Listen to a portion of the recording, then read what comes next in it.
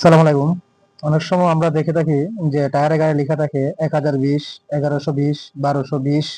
তো 1120, 1220, 1020 এগুলা লেখা থাকে। তবে এটা আসলে কি? এটা কি কোনো টায়ারের পার্ট নাম্বার নাকি টায়ারের কোনো সিরিয়াল নাম্বার? তো এটা আসলে এটা টায়ারের মাপ বা সাইজ।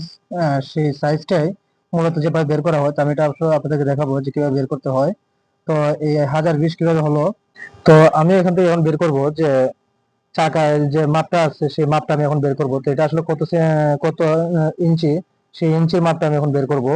তো এটা আসলে মূলত ইঞ্চির মাপ দিয়ে হয়। তো ইঞ্চির মাপ দিয়ে হয় শুধু এটা টায়ারের যে ইনসাইড, অর্থাৎ টায়ারের ভিতরে ইনসাইড আর আউটের ইন ও আউটসাইড।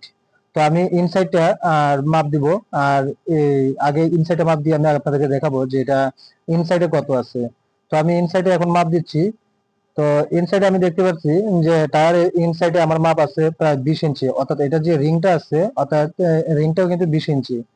আর এখন আমি দিব আউটসাইড ও ইনসাইড। তো আউটসাইড আর ইনসাইডে আমি মাপ দিলে এখন দেখতে পাচ্ছি যে এখানে আছে আমার 10, তার মানে হচ্ছে আমার 10 ইঞ্চি। তো এটাই মূলত যে 10 ইঞ্চি 1020 বা 1220 বা 1120। তো এই 1020 আর 1220, 1120, এই যে মাপটা আছে এই মাপটা মূলত এভাবেই হয়ে থাকে। এটা হচ্ছে গিয়ে টায়ারের মাপ।